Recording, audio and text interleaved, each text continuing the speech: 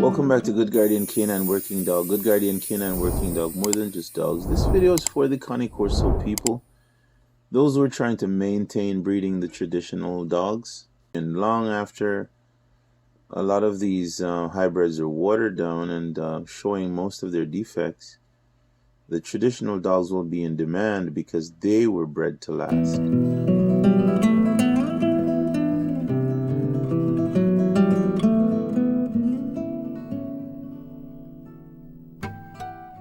A critical look at the traditional Cane Corso. I have found one of the most difficult thing for most people to do is to accept the truth. Why this is so I don't know or understand. When working with the truth is superior to everything else. The truth only produces success, which sometimes takes time, and most people have no patience. They prefer the quick money, but this usually ends in disaster later. I would like to speak on two things in particular, in regard to the traditional Cane Corso today. Number 1, the loose skin on the face and the entire body of the dogs. And number 2, the boxer that was bred into the Cane Corso, which makes those dogs hybrids, meaning, not Cane Corso. First, I must say, I understand it is difficult to accept that all of your dogs may not be what you thought they were, especially if you have invested a lot of time and money into your kennel or yard. But the true test of character is not so much what you may lose or gain after learning the truth, but it is what you do after learning the truth. To be clear, just because a dog has excessive loose skin does not mean it is not a real Cane Corso. It could simply be a poorly bred one, or one that is bred to be heavy on the Mastino genetics, meaning heavily bred on the traditional Neo. As you may already know, against the popular narrative, the traditional Neo is nothing more than a heavy bred Cane Corso. Note the word traditional attached to the Neo. This is important, the word traditional, because the modern Neo is not a real Neapolitan Mastiff. With that said, understand, importing a dog from Italy does not qualify it as a real Cane Corso. Dog shows and show dog breeding has saturated Italy with hybrids at this point. It is now quite difficult to find a traditional Cane Corso in Italy. And most breeders there cannot distinguish the difference between the real Cane Corso and a hybrid. Now, with regard to the looseness of skin on the dogs, the Cane Corso was bred to be a working dog, a coursing dog, meaning a runner. It was bred to be active day and night as a livestock and property guardian dog. This means it was originally bred with moderately tight skin, so that it could move and fight off predators with ease and fluidity. Excessive skin on the head and body would reduce the dog's coordination and movement. The looseness of skin around the face and lower jaws of the dogs today that is causing this heavy drooling is not a part of the traditional Cane Corso.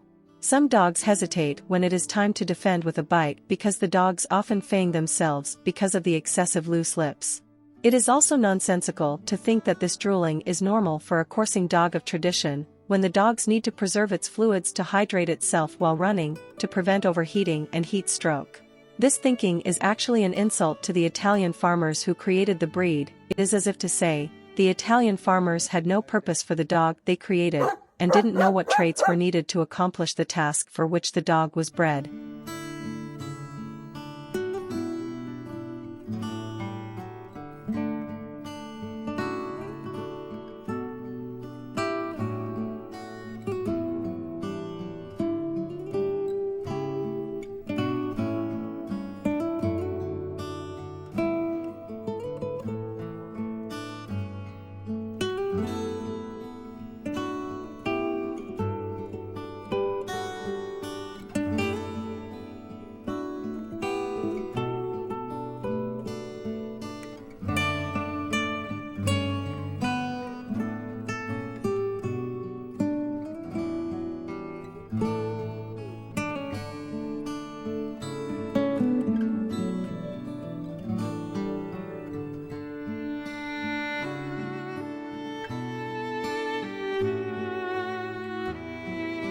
So, where is this looseness of skin from? This was caused by the breeding of the French Mastiff into the Cane Corso. This destruction of the traditional Cane Corso started in the 14th century at the French invasion of Italy. Many Italians craved the facial expression of the Dogue du Bordeaux, the French Mastiff, and started breeding them into the Cane Corso. The French also started breeding the Cane Corso into their Mastiff. This began the noticeable documented change and compromise in the overall conformation of the traditional Cane Corso. To further this compromise, there is also a shifting further and further away from keeping the Cane Corso as a traditional working dog. Simply take a look at what is being bred today. Breeders are filling the dog shows and homes with the hybrid substitutes. As for the skin, it is getting looser and looser as most of the so-called Corsos of today have no purpose beyond being bred for their appearance.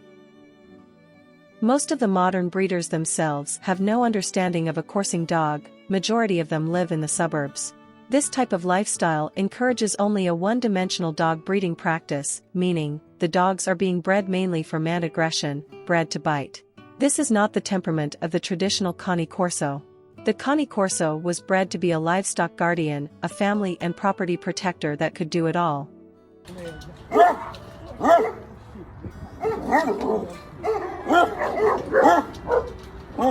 More like the Central Asian Shepherd's dog, with a balanced fight drive when needed. Genetically they are very closely related as they are all pure Molossers, especially those that remain unchanged and have not been tampered with.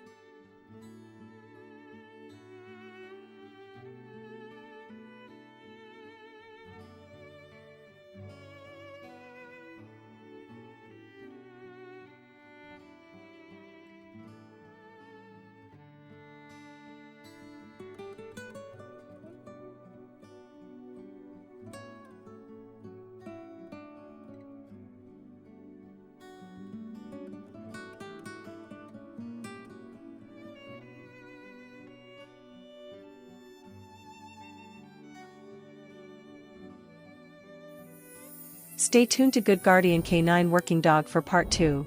I will speak on the boxer being bred into Cane Corso and explain why the offsprings are hybrids and not Cane Corso.